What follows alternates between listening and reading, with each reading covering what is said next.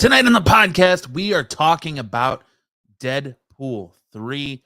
Harrison Ford joining the MCU.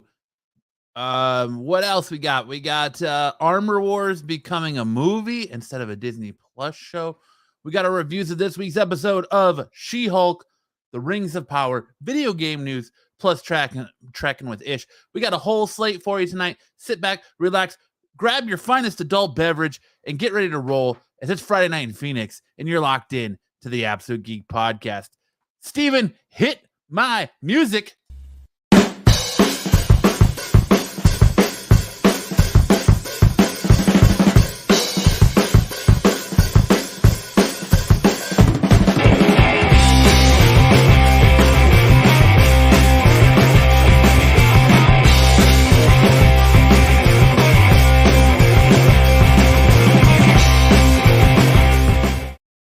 It is Friday night in Phoenix, and you're all locked into the best damn podcast in all the land. Better than any other podcast on any Wednesday night that you listen to, because it's Friday. It's the weekend. It's the Absolute Geek Podcast. My name is Matt, and I'll be joined shortly by Ish. But I figured I'd just kick it off and get started and be all by myself. Don't want to be. What's up, Joe's Doolin? Hey, Aaron, you beautiful lady. How are you? I hope you guys are having a great week, having a great Friday. Like you said last week, this week Lance is off somewhere, still searching for that brick oven pizza that brick oven pizza, Pizza Hut. He's still out there searching away, scouring the world, apparently. His travels have taken him to a foreign land. This time, I guess. Godspeed to Lance. Hopefully he finds that great brick oven that he's been searching for. Max is no longer with us, like we said at the end of the show last week. So we're going to start our search for a new co-host with me and Lance. And then we've got Ish, of course. So the ever elusive brick oven pizza. That's right. So yeah, like I just want to kick off the show saying we are searching for a new host. So if you are someone who wants to get into this podcasting game, someone who maybe is already in this podcasting game and you're not getting the traction you want, and you want to jump over and collab, anything along those lines, we are looking for people. One more person to add. Like I said, you got me, Lance, and Ish. Just looking for that third or fourth vocal piece, I guess you could say.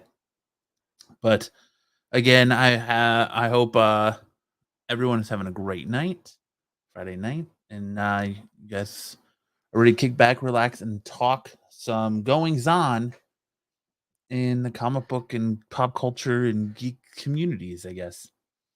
No. We're not looking for a brick oven pizza. One of our hosts, if you're new here, one of our hosts swears that Pizza Hut used to have a brick oven pizza. A Pizza Hut in Gilbert, Arizona, or Chandler, Arizona, somewhere around there, used to have a brick oven pizza oven, and he is bound and determined to prove that he is not crazy. So it's just kind of a running inside gag, I guess. But yeah, you've got a brick oven pizza right now. Nice. Is it frozen? Is it fresh? Pipe dreams, yeah. Lance will be sorry he missed that he's got a brick oven pizza. Oh, Joe's Doolin. Pizza Hut used to have a fireplace back in the day, yeah. But I don't think they ever had a brick oven pizza, but I digress. Lance is still out there on the never-ending search. So again, I'll be joined by Ish here momentarily. And yeah, Peter Parker Pants says lies.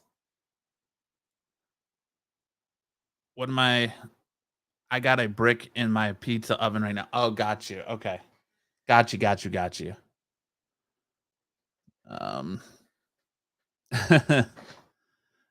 You have a boat on the river.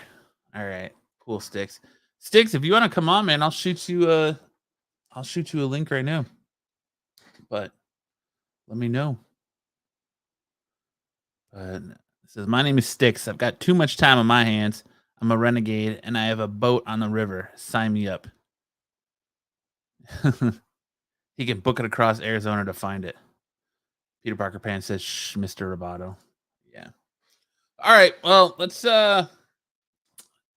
jump into the show here, right? Let's get in a little geek news before Ish gets on. Oh boy. Here we go. I'll share my screen.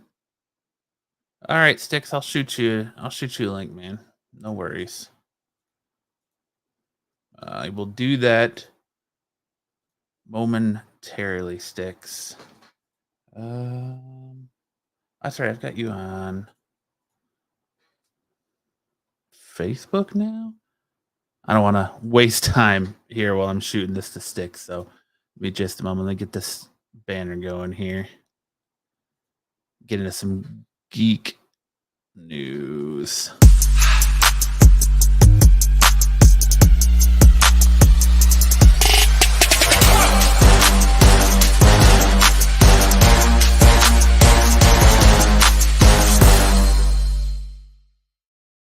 That's right. We are kicking the show off tonight with a little bit of geek news. And first up in geek news, we are talking about the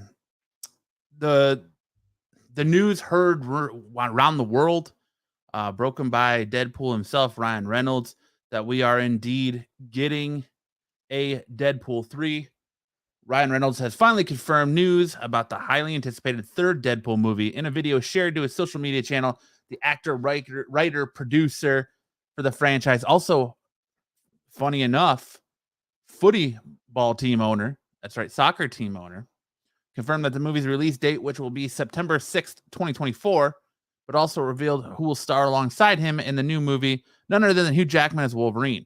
Having previously hung up his claws after 2017's Logan, it's quite a surprise that the actor could be talked back into returning, but something made him consider it, perhaps the prospect of joining the Marvel Cinematic Universe in a big way. Super stoked by this. I think everybody who has seen this news has been super stoked by it. I don't know if there's anybody that is like, this is a terrible idea, this sucks. A little too late, in my opinion. Like, I understand the Fox merger with Disney and all that going through, and you have to wait. I'm actually a little surprised by their choice to bring Hugh Jackman back instead of moving forward. I know that there's some contract issues with the X-Men and who can play them, and how that all works out going forward. And that the other actors from like First Class and Apocalypse and Dark Phoenix and all those shows are all those movies are locked into this contract that I think it's like 2025. They can't recast them until 2025. So I don't know if the character of Wolverine, fell into that, because I don't think Hugh Jackman had that clause, because I think his contract ran up at the end of Logan, and that's why he walked away from the character. So I don't think Wolverine or Hugh Jackman falls into that clause. The same clause that like McAvoy does, and Cumberbatch, and not Benedict Cumberbatch. Who am I thinking of? Benedict Cumberbatch is Doctor Strange. I'm trying to think of who else was in those X-Men movies. Whoever played Magneto.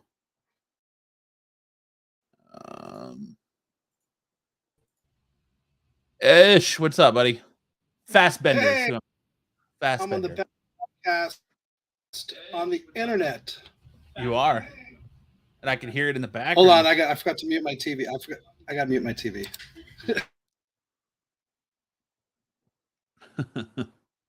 But yeah, so that's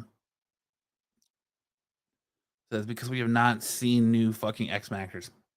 So I'm talking like, so apparently James McAvoy, Michael Fassbender, Jennifer Lawrence, all of the new cast members who've played in the X-Men movies recently have that contract where they can't be recast till like 2025.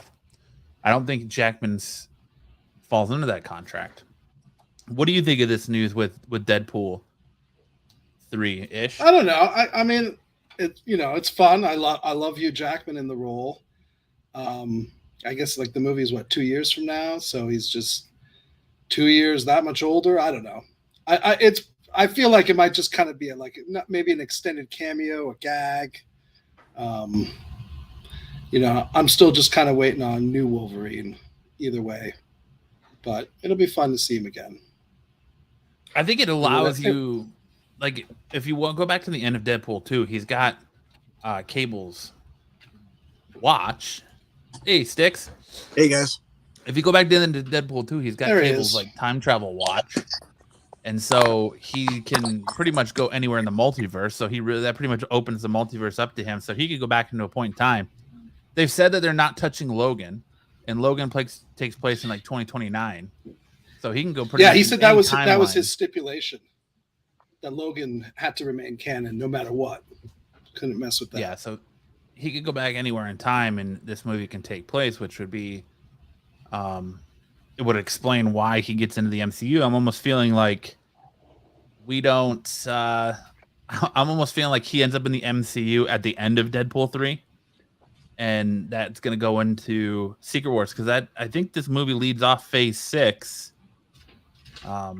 It's either 5 or 6, but it almost feels like it almost feels like Marvel's going for broke with this because their current phase in this year, like Thor: Love and Thunder tanked, Moon Knight wasn't that great, She-Hulk. Wait a minute. Thor: Love and Thunder made $1.5 billion. Yeah, it still wasn't a good movie. It tanked in our hearts, yes, not in Disney's wallets. Right. Disney made a ton of money off that movie. Yeah. Well, be as it may, it wasn't a good movie. It was terrible. So it was middle of the road at best. I feel like it's at worst. It's a little bit of a like going for broke. Like, all right, well, how can we get people invested in our stuff again and stop trashing us?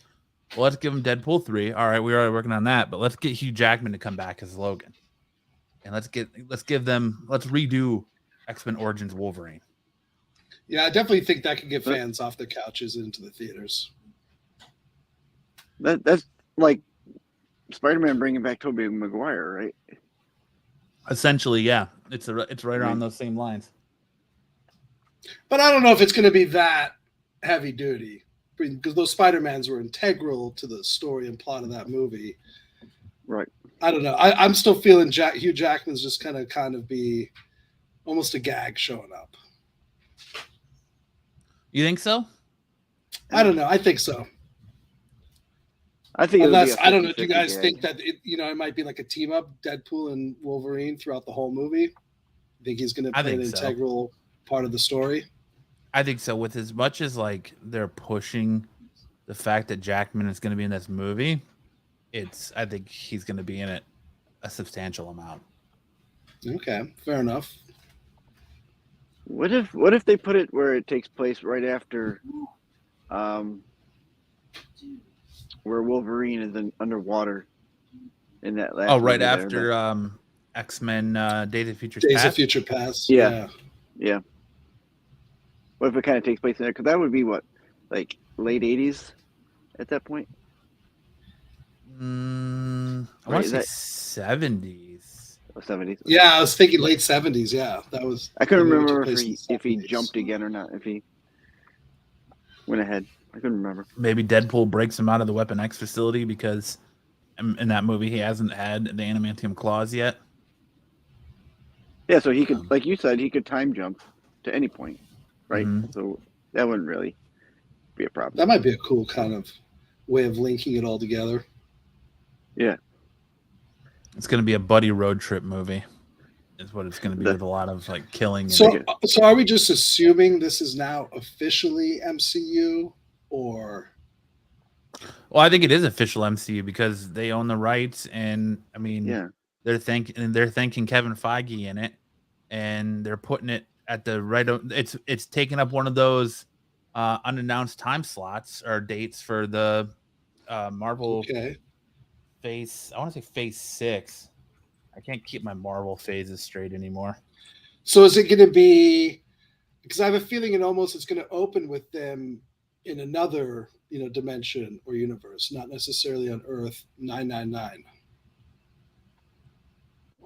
Yeah, I have a feeling and then they kind of make their way into the MCU. So it's kicking off that. In. It's kicking off that phase 6. So you have Fantastic Four in November 2024, and then you have a fall 2024 movie, which Deadpool is going to be up September. So that leads me to believe that's going to be where Deadpool sits, right before Fantastic Four. So, okay. It's the same thing with Fantastic Four. We don't know yet if their origin story is going to be in the current continuity, or are they going to cross over from another dimension or another multiverse or timeline. Right. Right. I think there's certain characters that you can kind of, for the most part, skip over their origin story because they've been around for so long. Like they did with Spider-Man. Like they did with Spider-Man. Yeah. I mean, they had a hint. I feel like if you're referring to the FF, you still need a good one from the FF. At least Spidey had several, good ones. You want FF to go back and give you another origin story? Like, I don't know. We've seen it twice now. Yeah, kind of. Wow, one barely counts. If anything, you might get a flashback at the beginning. Cosmic rays, blah blah blah. Here's where we're at now. I don't want the FF to just show up out of nowhere and just already be the FF. Right. Which, I mean, it would make sense for Deadpool to start in that. What universe is it that Doctor Strange is in when he meets the Illuminati? Because you get that version of Charles Xavier in the wheelchair, and then he says the same thing to Doctor Strange that he says to his younger self in Days of Futures Past. So it would make sense that he's from that same timeline. So who knows? They're so up in the multiverse right now. Yeah, that verse, I feel that Professor X was literally live action cartoon X-Men. Oh, absolutely. Yeah. Right down to the chair. I mean, the chair is a dead giveaway. Yeah. So that's not necessarily. I don't know if that's where. Well, I guess. Plus the Deadpool fact that that's the thing with Deadpool. He can show up anywhere, almost do anything. He's like the Joker card in a pack. You can accept some sort of ridiculous way of him just being like, "Now I'm part of the MCU." But with some of the other characters, though, I feel like I just hope they do it right. What, like Doom? Doom, FF, X-Men. Like, I mean, we're not expecting Hugh Jackman to now start appearing in other MCU movies, right? I think this might be just kind of. I don't know. That's why I keep thinking it's like a stunt. It's stunt casting. It's a big gag, but yeah, it could be a big part of the story that gets Deadpool into the MCU. So who knows? Well, I think that's what they're going to try and do, right? They're going to try and work them in somehow. Whether at the end of the movie they all go to the Secret Wars or whatever it's going to be for the next big conglomeration movie, like Avengers.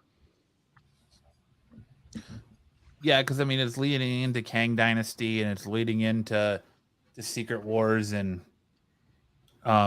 it's got a lot of people started clamoring for X-23 to show up here now, and maybe this is where they go.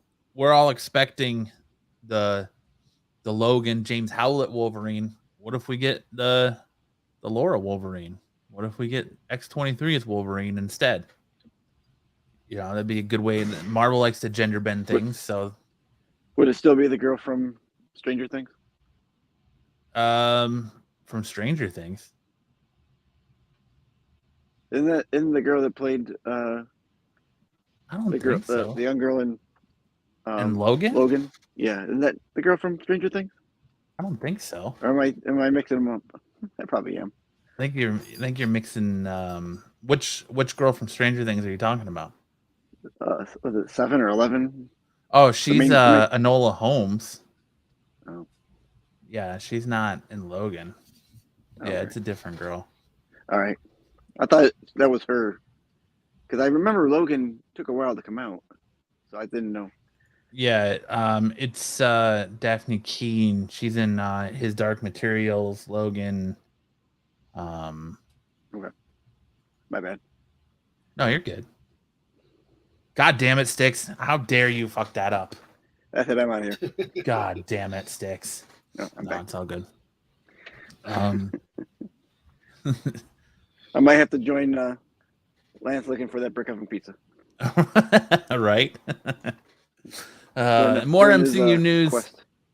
Marvel Studio announces that Basim Tariq has stepped down as the director for the MCU's upcoming Blade reboot, starring Mahershala Ali. Due to continued shifts in our production schedule, Basim is no longer moving forward as director of Blade, but will remain as an executive producer on the film. Marvel said in a statement given to The Hollywood Reporter, "We appreciate Basim's talent and all his work he's done getting Blade to where it is. Prior to this announcement, Blade was on track to start shooting in November. It's unclear how if Tariq's departure will affect the film's production. Marvel Studios has reportedly already started searching for a new director." Well, didn't it? They also say today, and it was maybe the Hollywood Reporter, that Sam Raimi might be taking over. Ooh, I did not see that. I don't know. I know Ish is a Sam Raimi mark, so I don't know if. Yeah. Actually, I started that rumor. Oh, did you? Ish knows someone from the Hollywood Reporter. He just calls it in. I don't know.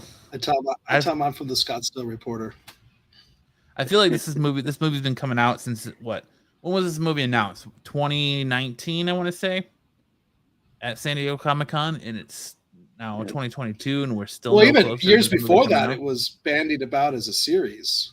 So it was we always knew Blade was in play for years. And I know Wesley Snipes was campaigning pretty hard to come back and play the character again, but it's just like 4 years, man, and still, 3 years, 2019 to 2022, 3 years, and we still haven't gotten. We're no closer to getting a Blade movie. The closest we've been is his voice at the end of Eternals. So, yeah, yay. Zaggy says, "I'm curious if Wesley Snipes makes an appearance, will he blow all his money on Legos?" Maybe. I like to see him show up as like maybe Dracula or something. Yeah, there was that rumor that he was going to play like Tomb of Dracula, which I thought was a great way to bring him back to the series. What if he plays? What was his mentor's name in the first movie? Whistler. What if he plays Whistler? That'd be interesting too. I'd like to see him come back and get another crack at it. Another chance. So do you guys think this news means that kind of, the movie, this director had a particular vision, and that perhaps Disney or Marvel has decided to go in a completely different direction? I think it's more so it makes me question rewrites. And because this feels like a creative kind of turnover, not just a production delay, but they're kind of maybe they're not happy with the story. Maybe. Well, I'll kind of go to our next story too, because it ties into it. But a new report claims that X-Men 97's head writer has replaced the current screenwriter of Blade. So, like I said, it could be a fact of script rewrites and them having to push the schedule, and he's already contractually obligated to direct something else, or the production, he's got something else that starts production at that time. Who knows? But I mean, to me, it sounds like, Marvel has not confirmed this news yet, but to me, it sounds like the script is going through massive rewrites, and it's just not this movie's been moved or messed with so many times, it's just not on his radar anymore. But I think the problem might be that the rewrites, but I think they've changed what they want to do with it going forward probably a couple times over now, because it's been so long. Yeah. You start out with a vision when you initially announce it. Hey, we're going to do a Blade movie. So you already have an outline of what you got to do. Now it's been 6 years, and now we got to change it because we're here. We're further along than we thought we would be. So now we got to do a different movie than what we had planned. Yeah, or if the script just didn't fit in, like you see, I see what you're saying. Like the script just didn't fit in the overall didn't fit picture of where the MCU is going, in whatever phase number they're at when it comes out, and that might change again. By the time worst case scenario is they saw all the money that Love and Thunder made, and they're like, we got to make this a hilarious romp. I hope not.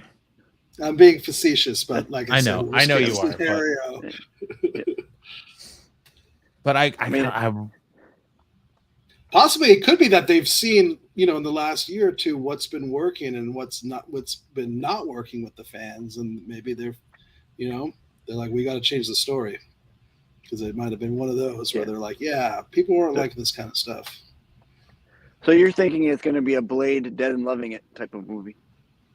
It's going to be a what? Blade, Dead and Loving It. Yeah. But I mean, the main actor is not, he's not really known for his comedy. He's a pretty serious actor.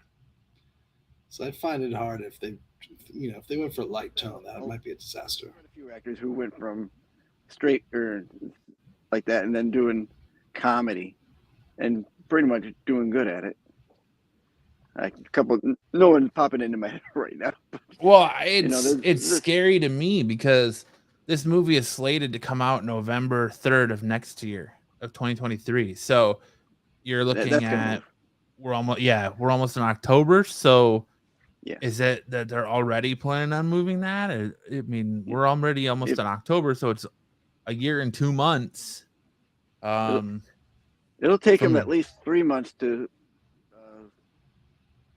solidify a new director, whether it's Sam Raimi or whoever it may be, and then they'll have to redo the production schedule. So you're pushing it maybe until summer of next year before they start filming it now, or spring at the earliest. I'd like to see him go after Jordan Peele. I'd like to see him go after Jordan Peele for this movie versus Sam Raimi. I think Jordan Peele just has that good horror voice right now. I would love to see what he did at that movie versus the likes of Sam Raimi or his last few movies were horror, right? Jordan Peele. Yeah. As far as I'm, he's only made horror movies. Yeah, he's only made because Get Out was horror. Nope was horror. All right. I'm thinking of Key and Peele. Oh, okay. Gotcha. That's what I had in my head, Key and Peele. But I knew the Peele horror movies. I thought it was the same guy. Chose Doolin says, as long as Marvel stops casting Patton Oswalt for things, I'll be happy. What has he been? I know he was in Sandman, but what was he in recently in Marvel? He did the voice for MODOK. Agents of S.H.I.E.L.D. Oh, that's right. Yes. Yeah, MODOK. Agents of S.H.I.E.L.D. He was the voice of MODOK. See, I wanted him to play Doc Ock in Spider-Man. I think he would have been an awesome Doc Ock. But maybe he could be Puck in the Alpha Flight movie. Because we're gonna get that, right? We're getting it. Alpha Flight. Yeah, because I mean it's the first half. Looking at the breakdown here, the first half of Phase 5 is already filmed. Ant-Man Quantumanium filmed and done. Secret Wars filmed and done. Guardians of the Galaxy, that's in post-production. Echo supposedly is wrapped. Loki season 2, I think they're working on now. The Marvels, that's filming currently. So that takes us right up through July 28th of 2023, leading into Blade or Ironheart. So Ironheart, Blade, Agatha.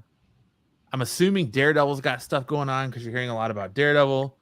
Captain America New World Order, I'm sure, is going on. Is in getting ready to start rolling because you're hearing a lot about that with She-Hulk and then Thunderbolts. They already, they gave us a Thunderbolts cast, so yeah, it's a little scary. Why, if Blade actually gets off the ground where they say, but I think you meant Secret Invasion, not Secret Wars. Yes, sorry, Secret Invasion. I did. You're correct. Secret Wars. I was thinking because Secret later Wars down the coming out line. to 25. Yeah, it's like coming out in 25. So I don't know, but hopefully they figure it out and we get Blade on time. I'm excited for Blade. Whenever it comes out, I like the original series, and I hope they fit it good into the MCU. Yeah, and Mahershala Ali, the great actor. Yes. And apparently there's a lot of rumors coming out and around too that he's unhappy with the way Blade is being handled. So who knows what's going to happen with him if he's even going to stay on, or if he's going to. That might have stemmed from why the director left. Very well could have. But Joe's Doolin says MCU needs to lean into the horror side of things.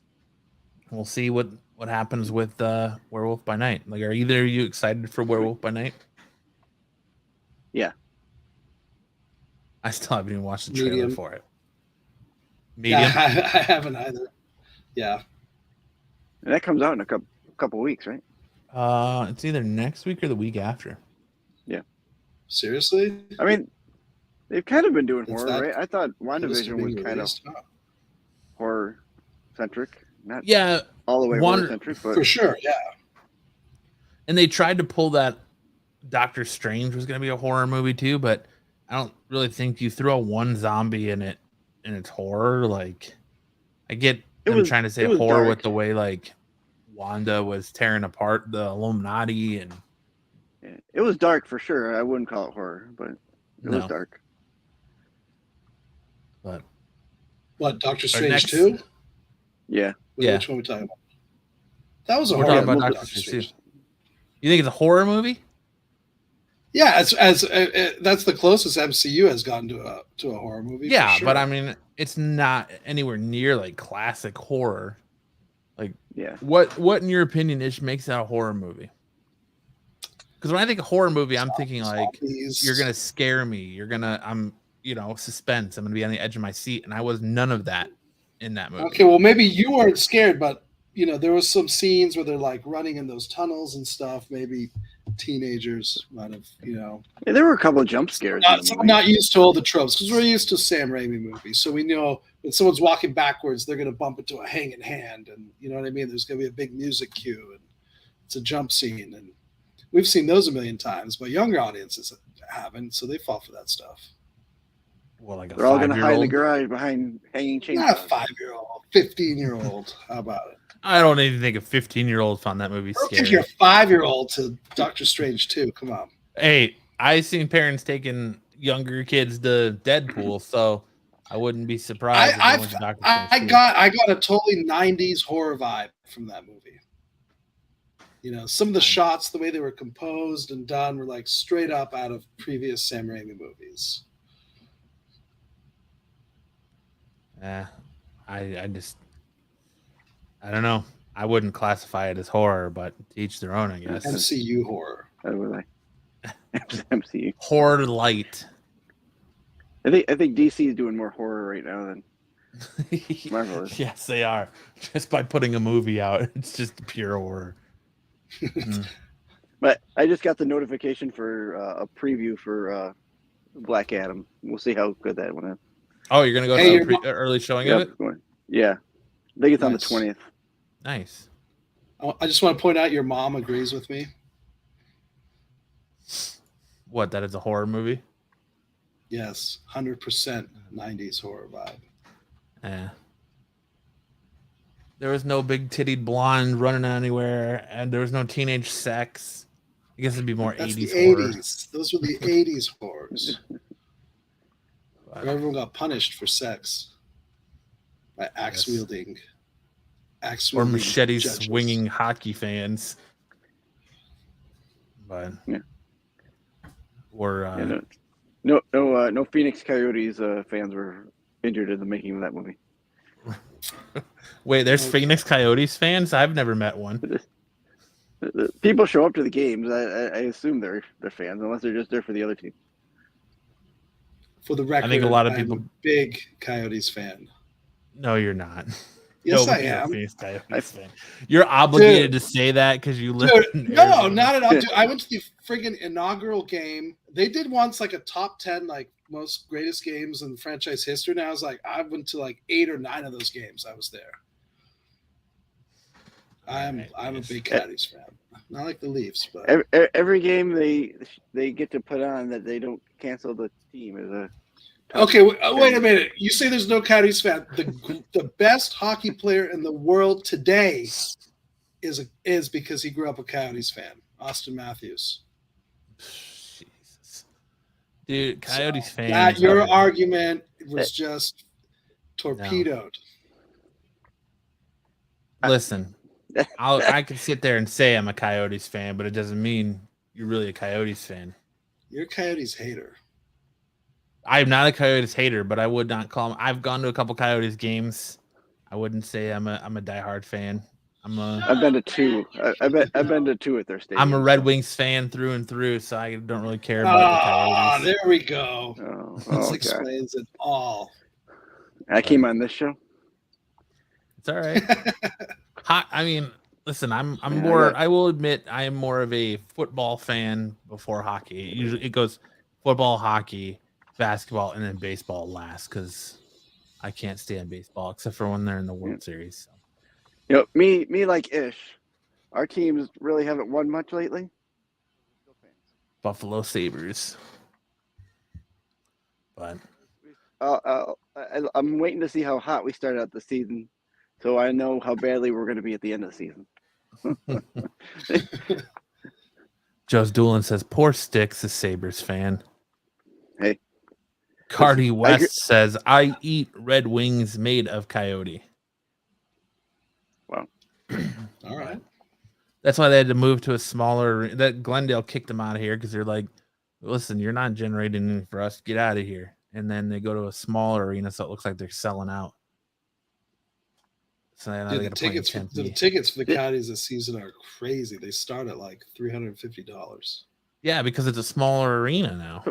Yeah. When did they go to a smaller arena? Profit. Well, they did at the end of last season, so they're in like how many people? They moved out of their. That's too bad. I saw them at the original, the first arena. So I went to a couple Sabres games there. Yeah, the city of Glendale kicked them out of there. They were like, "We don't want you here anymore. You're out later." Yeah, and now the city of Glendale has an empty arena and a whole shopping mall that they're gonna do 45 home games a year. They just killed. Gretzky left, and they all went to pot. They're gonna have pro bull riding there now, Ish. Pro bull riding. They are. You'll be surprised how many people go out for that. Yeah, you got your mom real worked up. Go now. suck a football shaped dick. Hockey is the best. Please. Please. Hockey is a good sport, but I'm just not. The Coyotes just at least support your home team. Come on. I am the Detroit Red Wings. I'm a Michigan boy. I'm not from here. All right, that's the same way with me and the Leafs, but now I'm here in Arizona. I'm not giving you any. I'm not giving you any shit for supporting the Leafs. The Leafs are fine. He could, but he's not. I'm not. Yeah, you'd be the only person in the world who wouldn't give a Leaf fan some shit right now.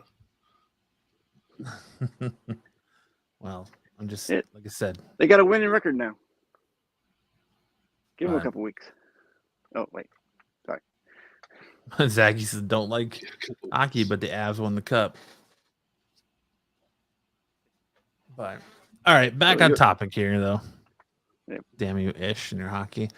New rumor indicates that Marvel considered the legendary Harrison Ford to play General Ross in the upcoming Thunderbolts film. The Hot Mic podcast claimed multiple sources indicating that Marvel either previously or is currently considering Ford to take over the role of General Ross in the new Thunderbolts film. William Hurt previously played Ross in several MCU films, but he passed away earlier in 2022. Insiders did not indicate whether Ford had made a decision one way or another on the role. See, like I said, I feel like this is Marvel. This is grasping at straws. Yeah. Because they're like, what, 84, 83? He's 80. He's gonna, but I don't think he's going to take that. The previous General Ross actor died because he was an old dude. Now they're giving the role to an even older dude. Listen, right. He should be retired. What general is still working at, like, you know, the level Thunderbolt Ross operates at when they're 80? Harrison Ford is immortal, man. He's had a door fall on him. He's crashed a plane into a golf course and walked away from it. Like, nothing can keep this man down. So I wouldn't be surprised if he lives to be like 200. Maybe not that old, but like 105 at least, and he stays acting right up until that day. And with technology, they just needed to use deepfake on him. He could put his face on a younger actor. And someone hasn't done a video yet of him Red Hulking out. Right? I can't. I don't know. In my mind, that's such a ridiculous idea. Like I said, so it feels like it's grasping for straws, man. Like they're saying Love and Thunder isn't, you know, yeah, it did a ton of money, but it's not getting the praise that its predecessor did in Ragnarok. Doctor Strange: The Multiverse of Madness wasn't getting that great of praise. What else? Moon Knight, She-Hulk, Miss Marvel. Miss Marvel got kind words, but it just feels like recently they got kind words and then 0 views. So they're striking out. So here's what I want to ask from the internet. I want a video from Harrison Ford from Air Force One where he's saying, "Get off of my plane," and I want him to Hulk out after that. There you go. But I don't even know, like, yeah, because they didn't announce. I thought for sure Abomination would have been in that movie over Red Hulk after William Hurt died. But if they're really going to, because that's where it feels like to me She-Hulk is leading up to, right? That they're trying to get her blood to make a Red Hulk. Yeah, I think so. Or a Red She-Hulk. Or a Red She-Hulk. There you go. But so maybe Ross never even becomes Red Hulk. Right. Yeah. Or they go the route of like the old UPN cartoon where they had the leader and his Gamma Force there, of all the people he tried to turn into the Hulk. That's good. Well, we already know the leader's coming back for Captain America: New World Order, so that's a good theory too, Sticks. That might make UPN canon. But I don't know. Harris, like I said, I see this as grasping for straws. Like they're so worried about the way they've been perceived lately that they're trying to bring in bigger named actors or bring back. They're trying to do the old WWE thing ish. When numbers dwindle, we bring back a legend, you know. Yeah. Call up Stone Cold, call up The Rock, call up Hulk Hogan, call up anybody to come back to boost those numbers. So I mean, look at if they do cast him, that just tells me this character is not going to be around for long. It's not like Harrison Ford's like, I'm going to play this character till I'm 90, you know. Yeah, I definitely don't see a 10-year it might just be one and done, and that's it. It's going to be a one movie deal. Yeah, one, maybe want to do 2. 5 movies. You're not going to want to stick around for 5 movies. Yeah, so if that's the case, forget him being Red Hulk, or you know, they do it once or something. I don't know. But, yeah, you're right. It's like WWF stunt casting. Yeah, stunt casting. 2 weeks from now, they got DX coming back. That's, you know. Oh yeah, right. But yeah, I don't know, man. I just don't feel like this makes sense, and just by this announcement and then the Deadpool 3 announcement, it just feels like they're They're doing the old, like I said, WWE trope. Bring back the legends when our fucking views are going down. This also could be a leak to remind people that we're doing a movie. There you go. Hey, let's just tell them that we're thinking about Harrison Ford to get us back at the news, and then we'll have somebody else. I don't know. Is DX really going to be that awesome when they roll out Triple H off a heart attack? You can't really do anything, get involved, or be physical anymore, and a aging bald Shawn Michaels who can barely super kick anybody anymore. But I don't know. I watched him on NXT the other day, and I felt bad for him. Oh, Shawn? Yeah. Yeah. Yeah, I don't know. What about Vince McMahon as Thunderbolt Ross? I mean, he's got nothing but time on his hands, right? Let's throw that out there into the universe. Another I think you could do it. 80-year-old man. Just have him say you got no chance in hell to Mark Ruffalo, and the whole crowd will pop. Pop him full of steroids again, and he'll Hulk out. Triple H can still beat the shit out of you. Wow. All right, that's that's a good comeback.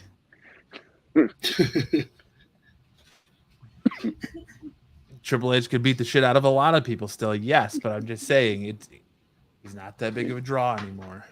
He could probably beat the shit out of Harrison Ford. Yeah. You just gotta use the old Bad News Brown maneuver on him and give him the old heart punch and bring him down for the count. Boom. Exactly. Just what's that new punch that they teach in the new season of Cobra Kai that just makes it where you can't breathe anymore? And Triple H goes down. Just aim for the schnoz, you can't miss it. So what's next? Your mom says my toddler could beat the shit out of Harrison Ford. Adore did, so Right. Peter Parker Pan says no one needs the Red Hulk right now. Focus on the basics first. Get your shit back together, Marvel. Exactly. I agree. 100%. Next up, we have the upcoming Marvel Studios feature, Armor Wars, originally planned as a 6-episode Disney Plus series, is being reworked to a theatrical movie. As reported by THR, the project will retain the star Don Cheadle, reprising his longtime running Marvel Cinematic Universe role as James Rhodey, aka War Machine. Although no release window for Armor Wars has been announced, when the change was made, it's expected that it will now be pushed back in Marvel's slate of upcoming features. I could see this being... I want to say I could see this taking the place of Blade if they release Ironheart earlier than November, because I would assume Ironheart's going to play big into a movie called Iron Wars. So really, I don't even know what the plot for this is going to be, and I don't think they do either. And so that's why they're like, well, we'll make it a movie, and they just keep pushing it and pushing it and pushing it. So a lot of speculators, and I like the idea of it, where they say that he'll be going up against Armie Hammer. That'd be cool. So I like that idea. You mean Justin Hammer? Yeah, Justin Hammer, and not Armie Hammer. Not everyone's going up against Armie Hammer right now.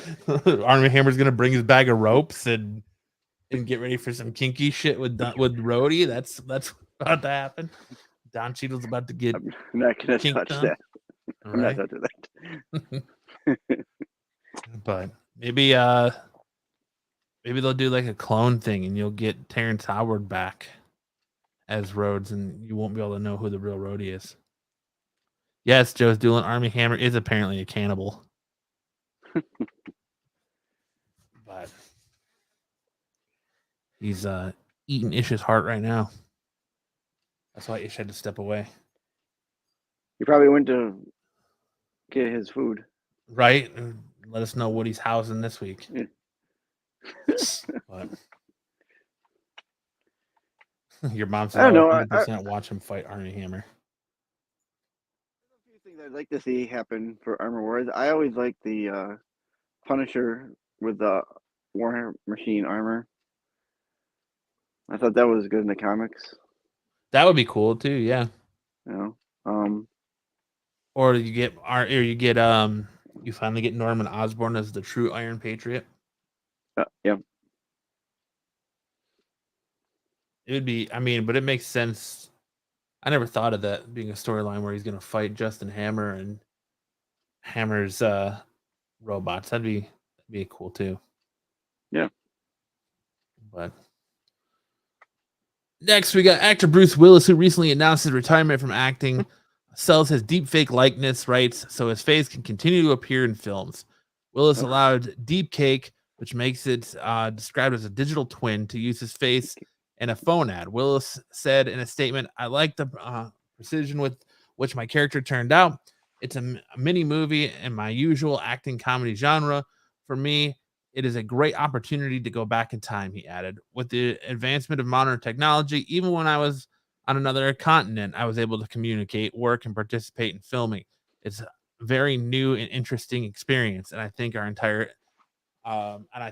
team." Dude, Bruce Willis just let it go, man. Yeah, this reminds me of when they wanted to put like classic actors in like vacuum commercials and back in the day, when live action with their like animated. What I don't know. No one's gonna want to see Bruce Willis in 30 years in a movie. Nobody wants. They're barely watching his movies now. I was just about to say, nobody wants to see Bruce Willis in a movie right now. So, why do you want to see him deep faked? They're gonna deep fake him so they can make Hudson Hawk too, because that piece of shit. Just thinking that trash ass movie needs a sequel. But I thought for sure that would coax Ish back onto the screen, talking shit on Hudson Hawk. But yeah, I don't know. He'll probably come back and say that was his like third favorite movie of Bruce Willis's. Use deep fake for better technology than making Bruce Willis. It'll be like the pitch will be like, see Bruce Willis in the movie and he's not an asshole, or Bruce Willis is no longer hard to work with because it's just his face is deep faked. So basically now you'd have to hire an actor like they did for the Luke Skywalker thing to placehold him as a solid figure than just digital. That's not worth it. I'm glad he got money for it, but your mom says, "Get that name out of your mouth. I don't want to have to watch it tonight." See? Yeah, I told you. Fucking Hudson Hawk. Dude, fucking Hudson Hawk. It's a masterpiece. of what not to do in cinema. Audience listening, if you haven't seen Hudson Hawk, turn off this podcast. Turn off this podcast right now and go watch Hudson Hawk. That's true, Zaggy. He did. Zaggy said James Earl Jones just sold his voice for a crap load of money. Yep. Get more money to use your likenesses any way possible. People want his voice. Right? I don't know. Whatever. Yeah, what are you going to use Bruce's likeness for? Like something Die Hard related? Yeah. That's pretty much it, really? Die Hard from the grave. Yeah. Die Hard dead and buried. Die Hard 6 feet under. Or Hudson Hawk 2. Good day to die hard this time. Good day to stay dead. I don't know. I could just keep going, but no Hudson Hawk 2-ish. Die Hard, where's my car? Die Hard, where's my car? Die Hard, whose face is on my body? But McDonald's reveals its collaboration with Cactus Plant Flea Market to create adult Happy Meals with blasts from the past toys. I can't talk. As reported by CNN, the fast food restaurant chain is hoping to appeal to older customers by introducing limited edition adult Happy Meals. We're taking one of the most nostalgic McDonald's experiences and literally repackaging it in a new way that's hyper relevant for our older adult fans. Customers can purchase the adult Happy Meals at the drive-thru, by delivery, or McDonald's app starting October 3rd. So that would be Monday until supplies run out. If purchased on the app, McDonald's will enter the customers in a contest every week to win such and items for T-shirts, for collabs with I can't talk, cactus plant flea markets, and a Grimace chair. I want the Grimace chair. Right. Why do they get have a 4 fucking eyes? piece of apple prize? And your little chocolate milk. Yeah, fuck this. If there isn't a bag of Adults. cookies in there, I'm gonna riot. Get your little 3-piece McNugget, your little extra small fry, your apple juice or small Coke with your apple slices or whatever, and get your little 4-eyed toy. Like, And you're not Hey, sharing that's it what I with have your to- kids. why are they You're got like, this 4 is eyes? for adults. This is for daddy. yep, this is Daddy's Happy Meal. No, listen, an adult Happy Meal would be like a 20-piece big Small nugget, little vodka bottle. yeah, with a small little bottle of vodka, a joint, or a little An bag edible. of Coke. Yeah, an edible or something, not Coke, fucking yeah. some little toy. Or sad fact is that these will probably end up. We're sitting here making fun of this. These probably end up going for like hundreds of dollars online at some point. Like if their absolutely. supplies last, they're going to be like stupid, ridiculous amount of money, and it's going to be But hipsters that buy this shit. Let's not be fools to think that adults aren't buying Happy Meals now for the time. Right? You know, How many Pokemon and I was gonna say, Yeah, how many we had adults are Pokemon fighting and over Sonic these Pokemon stuff. cards? Yeah, adults were hoarding that shit. yeah. Yes, Saggy, the toys will sell probably for a lot of money. So it sounds stupid, but I'm sure they'll make a lot of money off of it. I've never even heard of Cactus Plant Flea Market before. Apparently they make super Must be a overpriced regional stuff. something. So instead of, Zaggy like, the says, I just apple, you ask for get, the like, toys a now. cactus. Yeah. Yeah, I like that. You get a little bottle of vodka, an edible, a Little 20-piece airplane McNugget. Yeah. Little piece of cactus. Yeah. Maybe you get like peyote in there or something. Peyote button. Yeah. A mini vintage Playboy. Yeah, the Grimace toy is really just a gummy edible. Nice. I would do it. Yeah. Just like laced with shrooms. We have a couple of masks. Does it come with a free sample of Lipitor? Sure, why not? But I don't know. Well, that's it for geek news. Let's talk a little bit of video game news.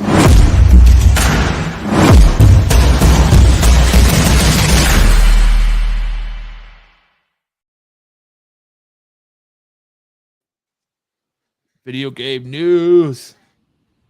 In a surprising move, Google Stadia, Google's cloud gaming service, is officially shutting down, and the company will issue refunds to the platform's users. Vice President and General Manager of Stadia released the Stadia shutdown details on Google's official blog. According to Harrison, the main reason Google is abandoning Stadia is that the service hasn't gained the traction with its users that it initially expected. It has, in his statement, Harrison also promised that Google would refund Stadia users all of the hardware purchases made through the Google Store and all of the games and add-on content purchased made through the Stadia Store. Users will have access to their games library through January 18, 2023, and Google expects that most Stadia refunds will be completed by mid-January 2023. Despite Stadia's shutdown, Harrison also stated that several Stadia employees will remain at Google. Shocker that this didn't work, and I kind of feel like Netflix is getting into this game too, and I kind of see that failing also. I'm going to tell you, I've never heard of this. You've never heard of Google Stadia? No. Wow. Nope, never heard of it. That's probably why it failed. Yeah. I didn't know about it. Yeah, they had some press on it. I want to say it started like early right before the pandemic, and yeah, you would think that you would have to get like a specialty controller for it, and like the whole thing was like you could play your games anywhere, and they had some big titles like Destiny 2 was released for this.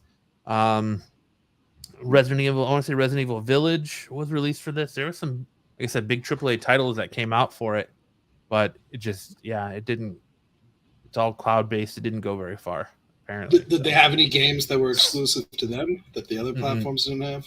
I don't think so. I think they were all just cross-platform games.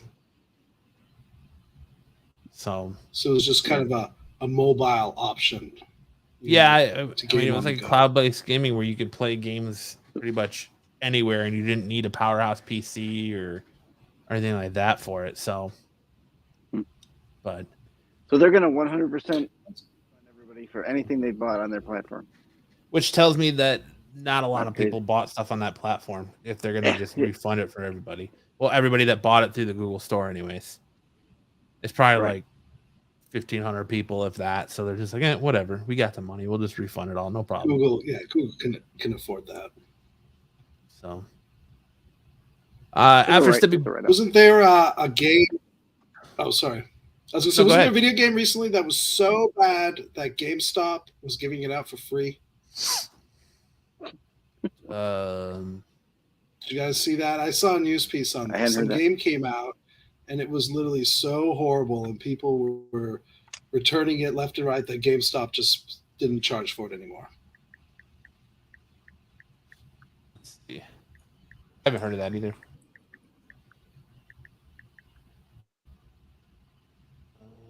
Oh, Babylon's Fall?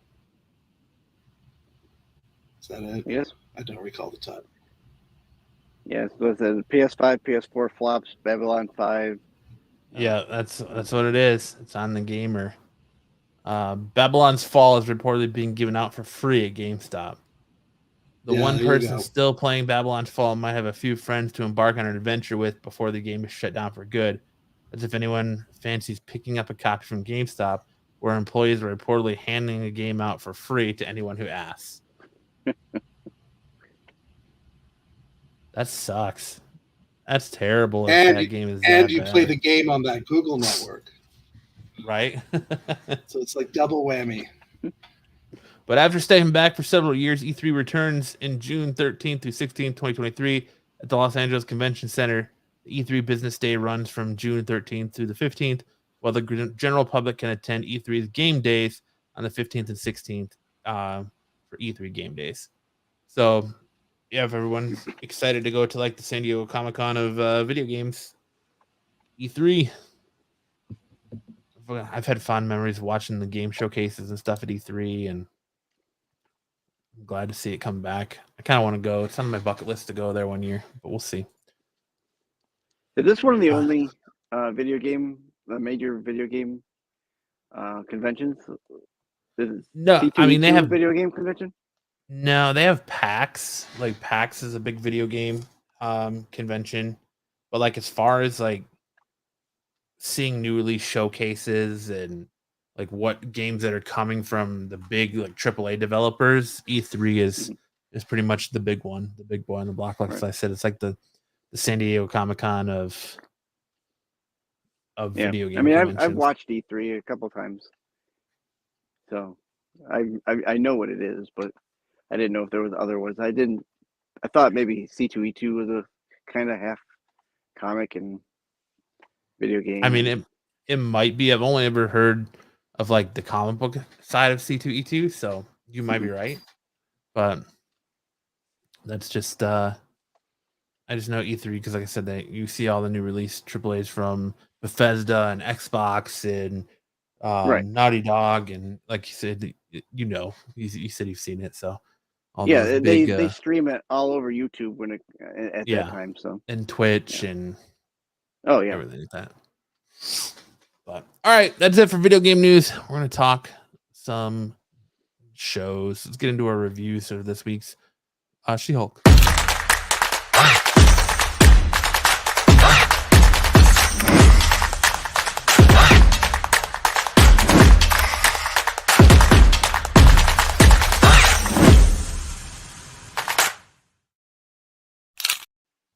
Ish, where are you, Ish? I need a synopsis, Ish, of She-Hulk. Are you still watching She-Hulk, Sticks? Yes. What did you think of this week's episode of She-Hulk? I enjoyed it. I thought it was entertaining.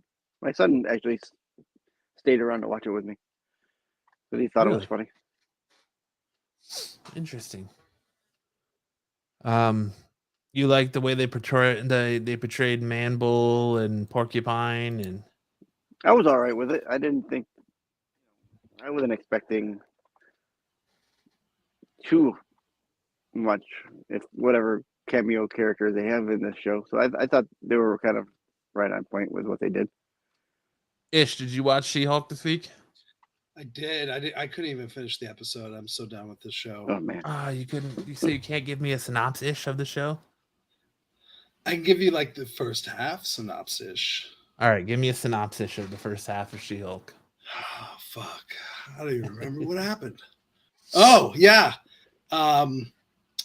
She spends a lot of time, most of the time, checking her phone to see if her new, or perhaps not her boyfriend anymore, has texted her back.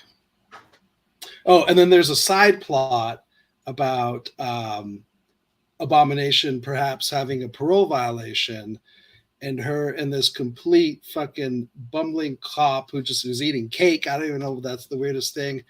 And then they go and they hang out at Abominations, who has this like meditation retreat ranch thing going, where you guys were already talking about Bull Dude and the dude who's obsessed with that. He's not a matador. He's a swashbuckler.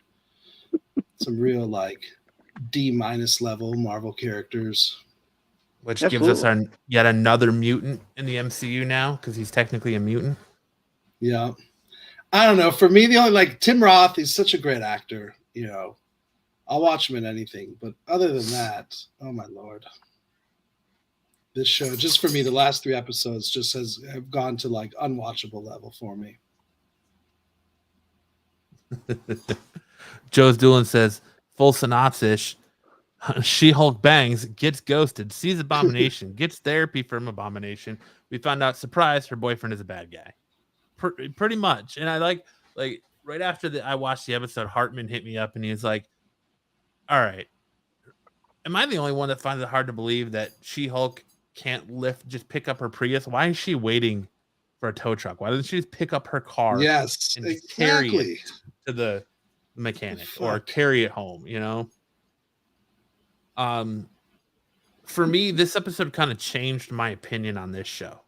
Like I was defending it and saying it's a good show for what it is, but watching this episode really hit me. Like I turned to Aaron and I said, it's terrible that you have a show where the side characters are more interesting than the main character. Like they do so much to remind you that this is her show, but it doesn't feel like that because she's pathetic. You get a throwaway character like Madison and she explodes, and now people want to see a Wong and Madison show more than they want to see the rest of She-Hulk. We've got like 2-3 episodes left and Daredevil still didn't even show up yet. Like any notion that this show has anything whatsoever to do with the John Byrne comic book run is out the window. The only thing it has in common is the name She-Hulk, someone's green, and she's still a lawyer. And the breaking of the fourth wall. They completely misuse that. It's nothing like the comic books whatsoever. Throw that notion out the window. She's superhero. She's not even a hero. The last 3 episodes, she's just a pathetic, whining, oh my God, my boyfriend, crying. That wedding episode I couldn't believe I actually sat through that. You know, getting drunk, throwing up. Now they're just montages of dancing, singing in the car, checking your phone, looking for cell phone signal. Like, what does this have to do with Marvel whatsoever? That's my question. Yeah, and nothing. To me, it kind of steers into the stereotype now too, where like every episode, she's like thirst trapping it. So she's like throwing herself at dudes in the Tinder episode and just sleeping with that dude right off the bat. And then she's going on multiple dates with this dude, and you see him bang out with her, and it's just like, all right, so how many more dudes are you just gonna throw yourself at, like in this show? Like I feel I don't know. This just I think this episode finally just pushed it over the top for me. Like I was defending it. I was like, it's not a terrible show. It's not a bad show, but I think just like I found the fact that Emil Blonsky being like this self-help guru and leader of this like little cult or It's group, amusing. whatever he has. I don't want to call it a cult, but this little group was amusing. Yeah.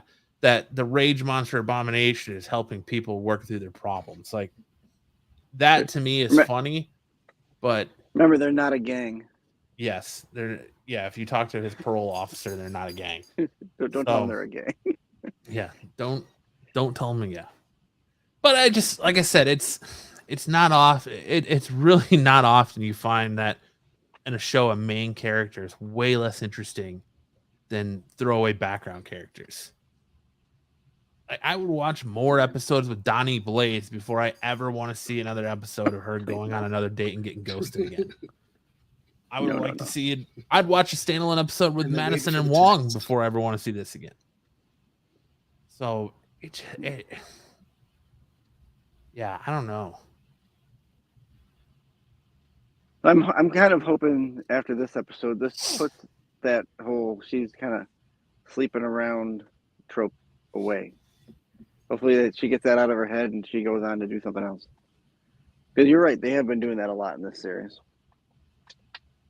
And then the first time it happens, she gets, oh well, She-Hulk's hot, but Jennifer's not my type. And then she meets a guy that's into Jennifer, and he's a scheming dude and just wants to steal her blood and and working with the Hulk King, and I don't know. I feel like this movie was knowing that what's going on with Captain America: New World Order.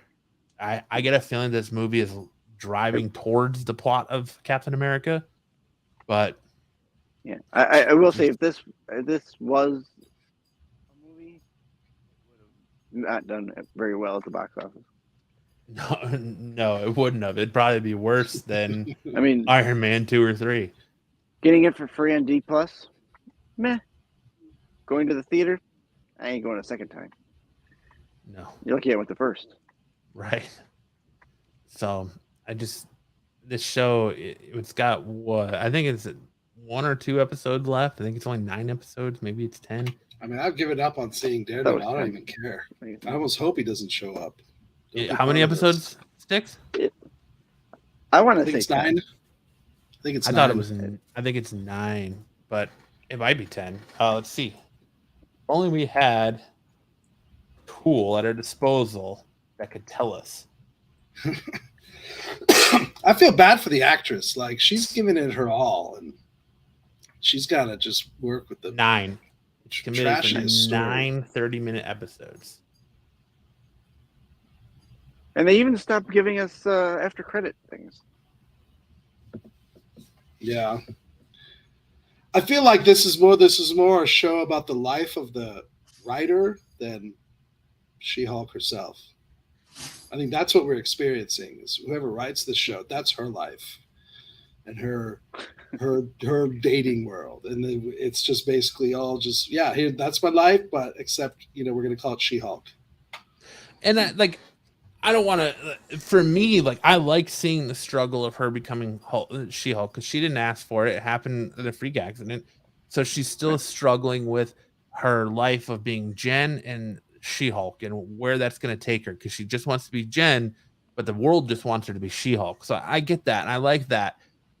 I don't need to see her ghosted every other episode. All right, it was fine that first episode, you felt for her after that dude's sorry, I'm just not into you. You felt for her a little bit, because we've all been there. But now the ghosted thing, I'm sure we've all been there too, but it's just now they're just shoving that down your throat. They're shoving down your throat that she picks shitty dudes. Yeah, it's become her guy of the week. Yeah, pretty much. It's more, she's exactly. a fucking train wreck. Dating this week. Yeah. Peter Parker. She's a train wreck, and somehow she's going to be an Avenger. Okay, there's a big bridge to cross there. But your mom says this is hard for me to admit. for me to admit, because I really fucking hate Hawkeye as a character and Jeremy Renner is in general, but Hawkeye show was way better. I agree. Hawkeye was way better than this. They can't all be hits, right? For sure. Absolutely. I mean, they can't all be hits. But... Yeah, but this feels like almost rock bottom for Marvel, you know, since Iron Man. Like, I feel between this and Thunder, we've seen the worst so far. I feel bad. Do you think it's the comedy? Do you think the comedy's killing it? Like, is it where it's the writing funny and it's just it's 100% the writing because we've had comedy throughout all the MCU. It's the writing. It's so amateur. Well, we've had not the stories that Marvel is all comedy about. that we get in the movies are, you know, there's like, you have to be in the movie to know what the comedy is pointing at, right? Where this is a straight up like rom-com type, where it's all comedy, where it's the main thread of the movie is comedy. Yeah, sure. The premise of the show is She-Hulk is a comedy. It's a sitcom. Right. So that's what I'm asking. Do you think comedy for MCU like this can work again? I mean, it's not working now. I would say no, but I mean, I don't think sharper writer. This could totally have worked with sharper writing. I mean, writing that I feel is just not self-obsessed with someone.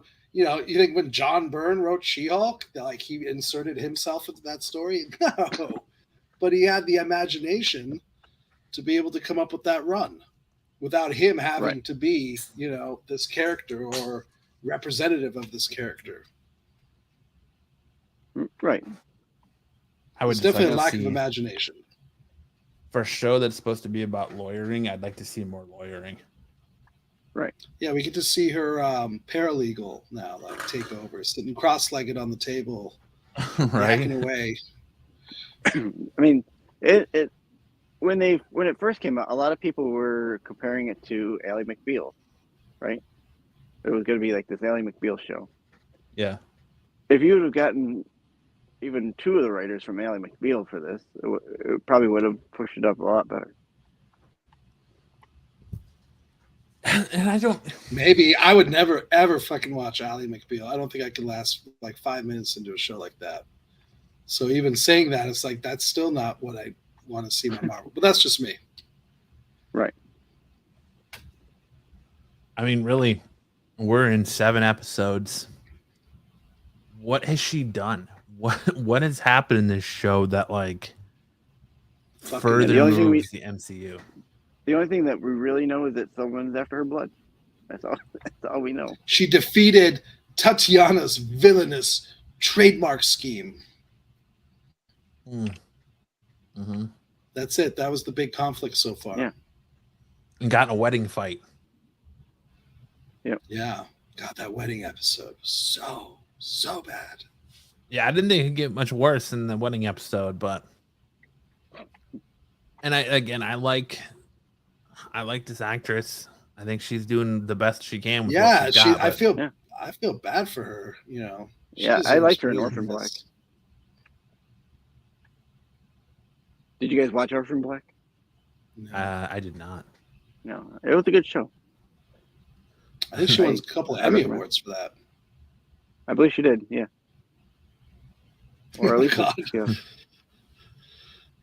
Cardi West said, so did the guy have sex with her on her period?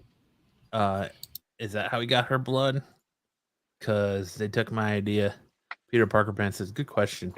I don't think so. I bet you he waited till she's asleep and stuck her with the needle and took her blood. Or maybe he's just gonna like take the used condom back or something and be like, it's got her DNA on it. Yeah, because they won't really show you what he does. They just show you taking those pictures of her while she sleeps. Right. And posting it on something or sending it to someone.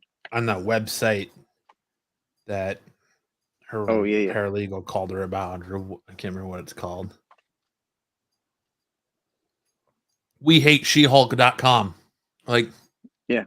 It's amazing for someone who's been She-Hulk for a couple of weeks. She's got that much internet hate already. Like, what are people hating her for? Hey. Because she got Hulk powers. It's that jealousy. Like, well, why don't we have that? I want Hulk powers. Jordan Doolin says, Origin, thugs for hire try to beat her up. Intelligence plot to steal blood. That would take 35 minutes tops or 7 episodes in, right? Like, yeah.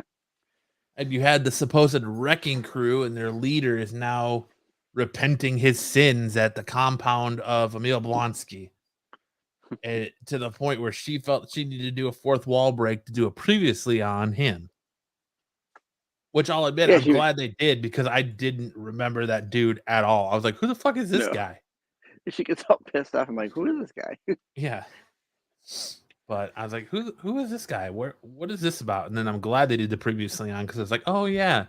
All right. That just goes to show how tossed away that was until they just were like, well, we're gonna make this previous event come back around and fit in the plot. So my hope is that gets out there now.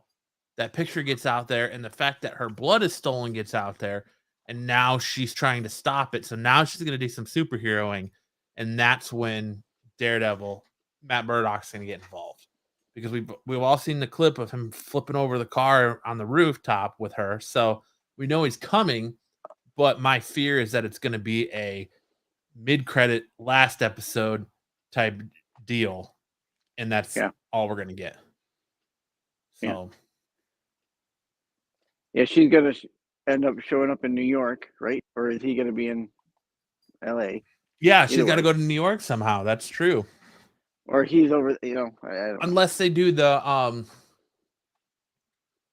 who I can't remember who was writing it, but there was I'm pretty sure a few years ago there was a Daredevil run where he was in San Francisco. Instead of New York, like he left New York and was in San Francisco. Yeah.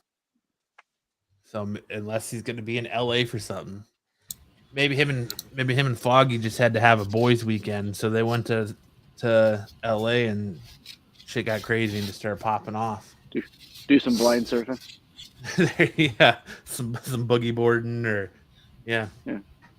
Dude, one of them's dating that the drunk chick from that other episode. They hooked up at a nightclub. Oh, Madison. Yes, Madison and Foggy. They should totally go meta and bring back John Favreau's Foggy Nelson and not the Mighty Ducks kid. But I already know they're bringing back the Mighty Ducks kid. What's Ish eating tonight? What's you housing tonight, Ish? Made some hot dogs. Ooh. Here we go. Very nice. Zaggy says they went for a San Francisco treat. Fine. Tour the rest of the plant. Yeah, I mean that's all I'm going to talk about. She-Hulk. We can move on to you're watching the show, aren't you, Six? I am. You guys can go to town on the latest episode of Rings of Power. I'm ashamed to say She-Hulk's the only show I'm caught up on. And that's really? You haven't watched the new Rings of Power? I gotta watch. I didn't have time today to watch the new one today. I watched up to the last 2 episodes yesterday. Well, okay, so we've heard Max and Ish go on and on about it. What is your thoughts on this show so far, from what you've seen? I don't think it's bad. I don't know. I don't see because it's right now it's 2 years show. So obviously the guy that's in there now, we know now that he's not Sauron, the leader of the orcs, from the last episode. Excuse me. But I don't know. I'm enjoying it enough to keep watching it. So I like Galadriel. I like the actress they have for her. I don't like a lot of their fight scenes, but Yeah, I can't get past half of the first episode still. I have zero interest. I like the Lord We of got the to give Rings it movies more than enough, just half an episode. I'm just not a Lord of the Rings guy. Like I like the movies enough, but like I didn't like it enough to dive into the extended lore. Like I don't really care about any of this. Like I started watching it just because of the hype train that was behind it, and I was like, this is kind of boring to me. Like I'm good. I don't need to. So this series is for, and you have to because it's not really based on. But this is for like people who've read the books and seen the movies. This is this is an immersion series into the history in the past of Lord of the Rings. So I get that you're not, into it because you probably never did. You read the books? I've read the yes, the original books. Yeah, all of them. I mean, you read the trilogy and okay. Yeah, well, I've read The Hobbit and then the trilogy, and that's where I stopped. I didn't go like his deeper lore and all that. Okay. But even having read those 3 books, that made you, that's enough to make anyone a huge fan of Lord of the Rings. Yeah. I mean, you read the most important books. I liked it for what it was. I don't really care to go back and explore the lore more. So, but all right. I found I've had to tune out all the internet negativity regarding, how book accurate this is. Because we know, whatever their situation, whatever they can use, they can access, and even stuff they can access from the books. It can't be anything like the previous movies. So whatever. So I'm fine with that. So my concern now is, all right, this is an absolute Tolkien gospel, whatever. Is it just a good show? Yeah. The thing you have to remember, if you did read any of the books that this references, the timeline in this series is sped up. So everything that happens is happening in a one piece time span, whereas in the books it would have happened like maybe 100 years. I think more. Is it the Second Age, like 3,500 years? It's something like that. Yeah, so we're speeding through like 3 millennia. Yeah, so they're going through whatever happened in that age in a condensed timeline to make it fit. I mean, no one's gonna sit through a 3,500 year timeline and be like watching all 12 hours of Shogun.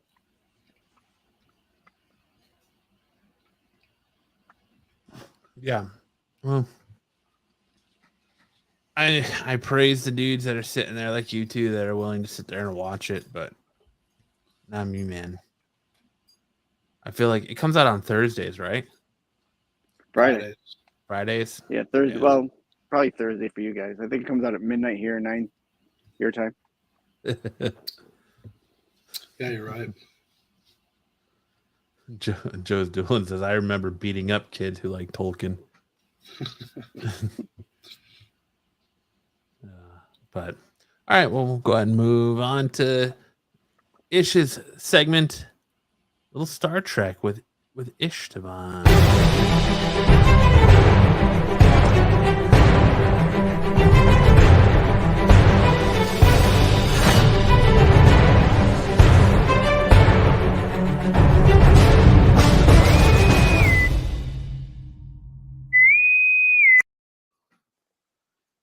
Give us the lowdown on what's going on in Trek, Ish. All right. Hey, I even brought my glasses so I can read this now. Right?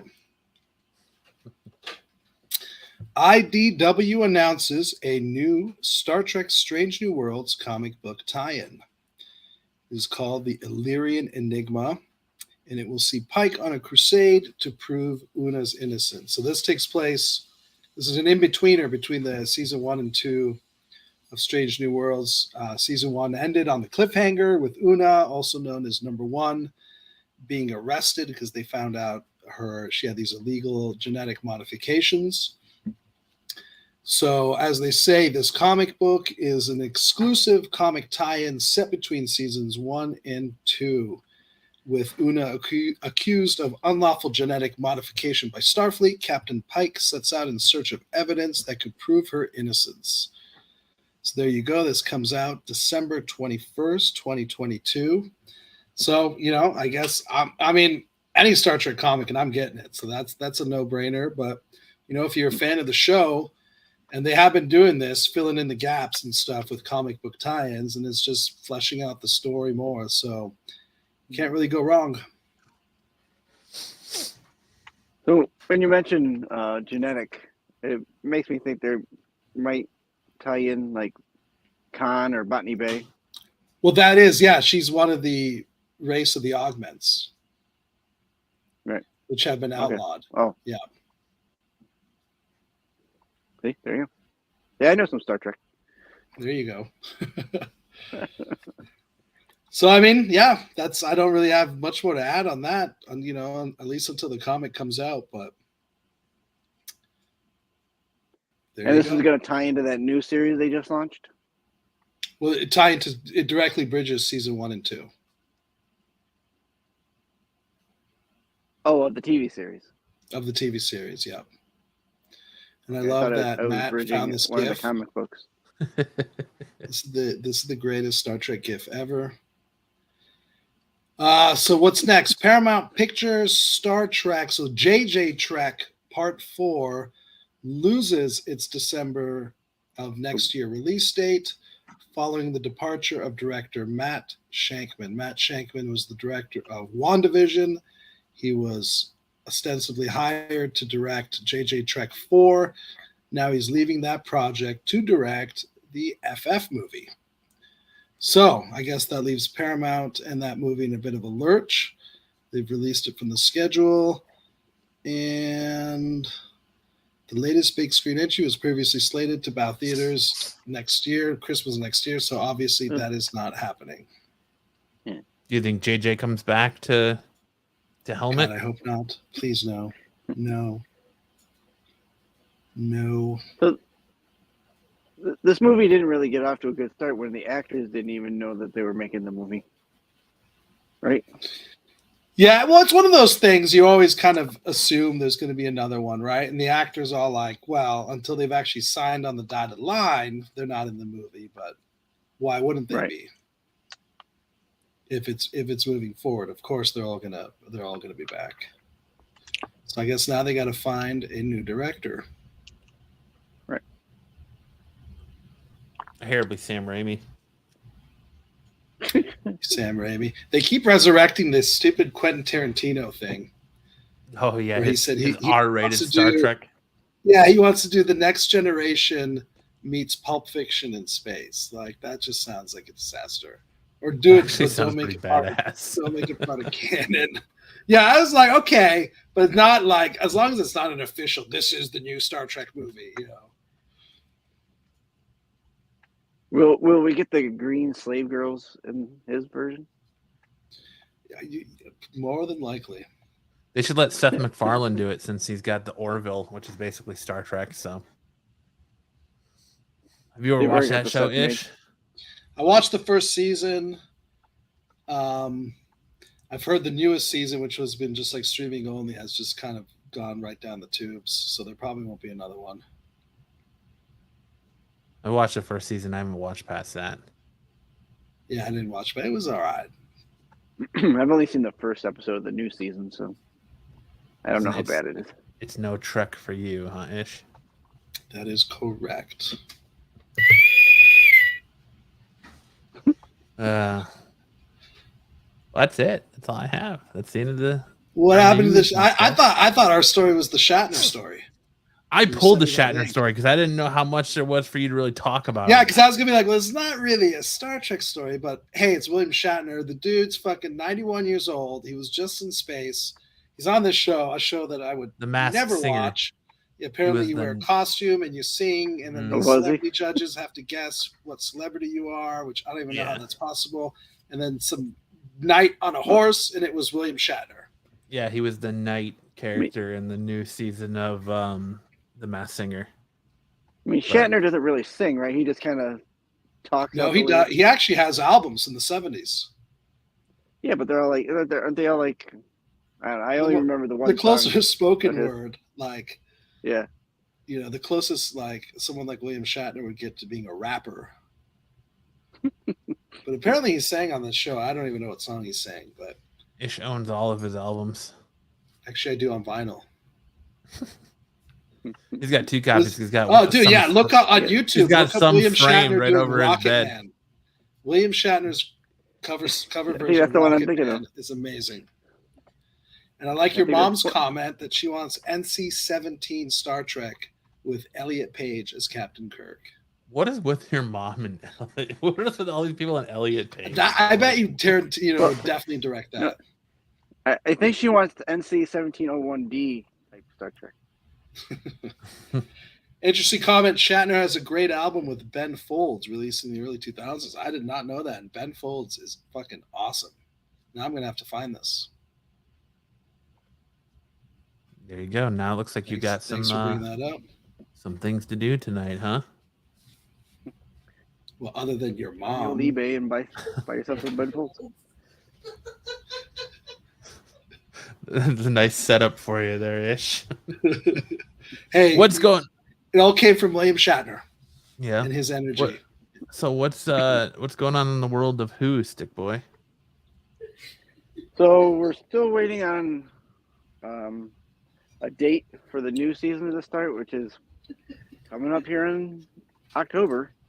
Not in the season, but the 60th anniversary, where she's gonna regenerate into the new Doctor. Is Supposedly, she gonna do that during the Christmas special? No, the Christmas special. I haven't heard about a Christmas special yet. I don't think they're going to do a Christmas special this year. Don't they do one every year? Because I feel like that's where all the Doctor They have regenerates in the is on the past, Christmas yeah. special. So Is the new Doctor next going to be two- Harrison Ford? no, no, it will not. So this time around, they're doing a centenary special for the BBC, 100 years of the BBC. That comes out in October, and then next year will be the 60th anniversary of Doctor Who. That'll be a 1 episode in November. That's the one where David Tennant and Matt Smith are coming back for, right? That's usually the one that they come back for. Yeah, that just finished filming last month. So they'll have that ready for November of next year. And then the new Doctor, I'm going to butcher his name, but Nakuti Gatwa, he will start filming this winter, I believe. That's crazy that they're already going into a new Doctor. Like, I feel like they haven't been on this current Doctor for that long. And so the Doctors are usually only around for 3 seasons. Not even really 3 years, but 3 seasons. Where the longest run was Tom Baker, the 4th Doctor, who was there for 7.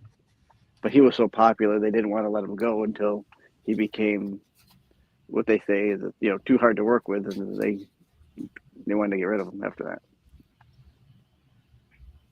You know, the way everyone always says, who's your doctor? That was, for me, was number 4, Tom Baker. Number 4. He's the what I most grew up popular in the U.S. because when PBS started showing it, that's where they started. They started with the end of the 3rd into the 4th Doctor. David Tennant for me. Tennant's great. I mean, I got the Day of the Doctor poster here with Tennant and Matt Smith. You'll get no argument that he's a good Doctor. And then they went ahead and basically Deus Ex Machina everything with Peter Capaldi, because wasn't he originally supposed to be the final Doctor, and that was his last regeneration, and now all of a sudden he can just keep regenerating again? Right. Well, so they went through a couple of things where he was supposed to be the last one, and then because they did the Day of the Doctor with William Hurt as the War Doctor, that pushed Matt Smith to be the last regeneration. Mm-hmm. And then, so they had to give him more regenerations at that point. So they gave him at the time was another life cycle of 12 regenerations. Whereas now with the 13th Doctor, now they're saying that she can regenerate as many times as she wants. So I don't know what they're going to keep going forward. The original, well, not the original. When they first came back in 2005, the showrunner then has come back to take over Doctor Who. Going forward with the new Doctor, with his production team, it's not going to be filmed through. It's going to be in cooperation with the BBC, but BBC isn't going to be filming it. It's going to be at their what they call Bad Wolf Studios. Bad Wolf is a Doctor Who term that they use in the show. So I'm excited because I liked that showrunner. I haven't liked a couple of the showrunners. I like some of the stuff they've done, but not everything. Which goes, that's any show really.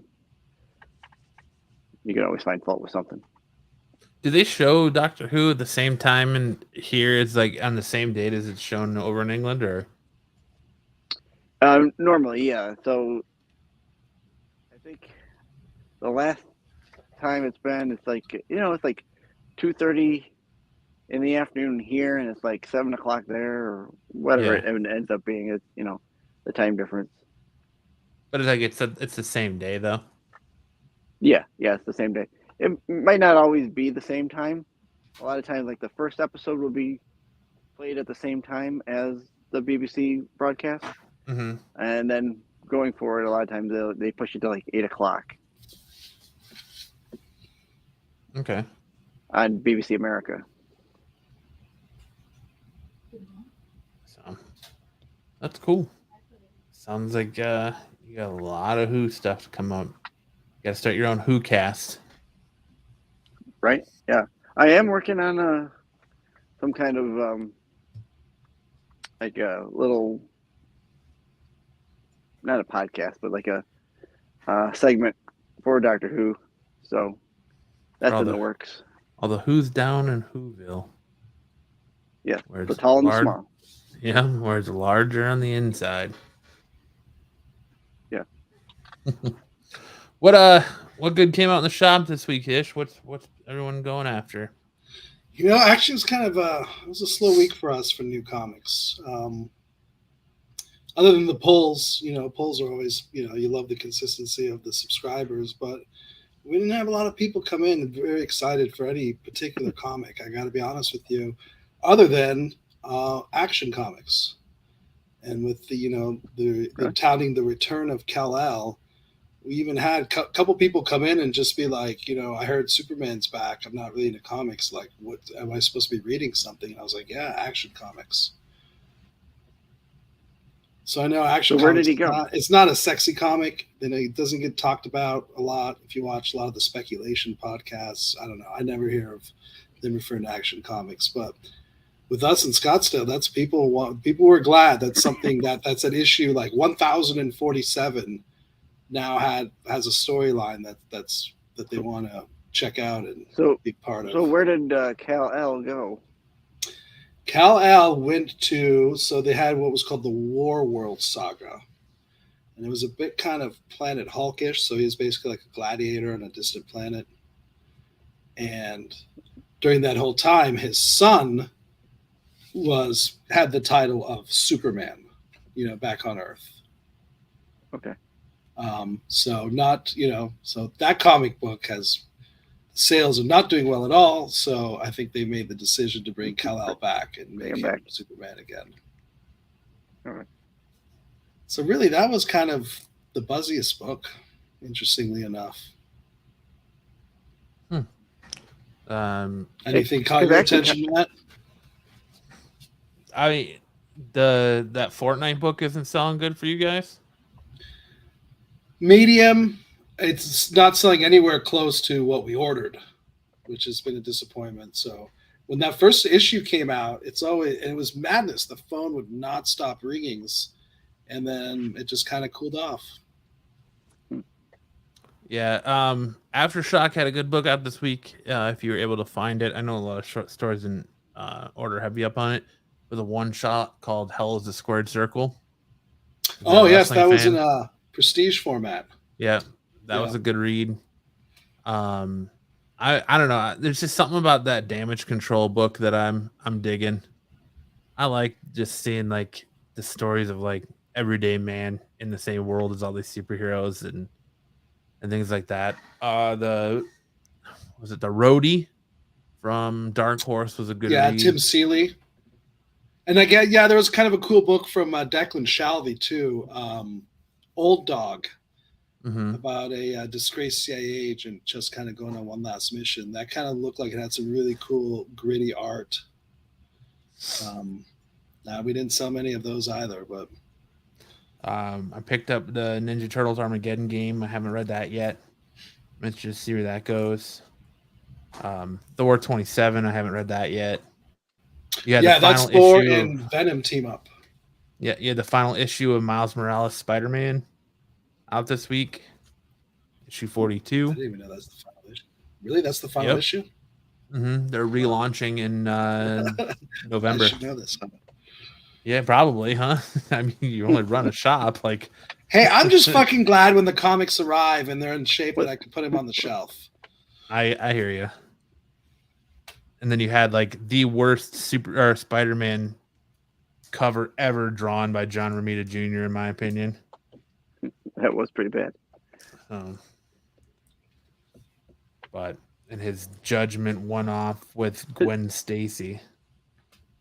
So, I mean, JR hasn't really been doing good art for years. In forever, man. I couldn't tell you the last time. There was some probably stuff that he did, but well, I was gonna say probably like before he started doing Kick-Ass. Like it seems like I've said it before. Once he started doing Kick-Ass, he was like stuck. And drawing that same style. He left to do that independent stuff, right? He went to DC and started drawing Action Comics, I think. Yeah, and that was like rock bottom for him. That was literally the worst work he's ever done. Like faces were just like line. Yeah, they're all like super blocky. So I feel like his current Spider-Man stuff is like a million steps up from that Action Comics. When I saw that, he's like, oh, he's actually finishing faces. Except for when you look at like Gwen Stacy and she looks like a dude in drag. Yeah. Like it just doesn't. That's Lola Stacy. Yeah, it's a clone. It's a Gwen Stacy. It's one of Norman Osborn's Gwen Stacy clones. But yeah, Joe Doon, they are bringing it back. They're putting Miles back in the original red and black suit, and I think like I said, I think it's November, December. The new issue number 1 comes out, but yeah, that is the final issue. 42 is the final issue of the current run. So solicited as the last issue. What's that? Was it solicited as the last issue? I believe so, yeah. But other than I mean, if not, that would be a reason why Ish didn't know it was the last issue. I'm trying to help you out here, buddy. Because sometimes they don't solicit it, and then by the time it comes up, oh yeah, this is going to be the last issue. That's possible, yeah. Like they did with The Walking Dead, where they even like listed 3 issues ahead of the final, and then was like, "This is it. That's it. We're done." Well, that was strategery on their part. Yeah. I mean, at the height of the TV show, which I think that's what they're doing with the TV show. You're hearing all these spin-offs coming out, and you're seeing artwork for them and all that. Like I think the Daryl Dixon spin-off show is 100% a misdirect, and they're doing exactly what Kirkman did with The Walking Dead. They're telling you they're making these shows, and then they're going to kill them off, and you're not going to see that show. So I really think that's 100% a misdirect. Well, I think you guys said it on here. I said, why announce these spin-offs while the TV show's still going? Right. I mean, that way they're still going to be alive, or or is it going to take place at a different time frame of the show now? They're going into the Walking Dead multiverse. Yeah, they find some time tunnel somewhere, and they try to go back in time to stop the zombie apocalypse. Yeah. Ish, did you hit up any good shops on your trip to Canada? I actually went to my childhood LCS, which is Silver Snail Comics. And funny enough, the day I showed up, it was their 46th anniversary. So that was Nice. I was like, this was meant to happen. So I did. I picked up some books. As you can see, your mom in the comments, she picked up a Bendis trade, Goldfish. They had a big sale going on. I talked a little shop with the owner. So it was cool. Did they recognize you? No, they didn't. Did you mention to him that this week's Spider-Man Miles Morales is the final issue? And the guy was like, I didn't know that. And I was like, how you been open? How you been open 46 years? But I mean, that's great. 46 years that's huge in this business to still be open.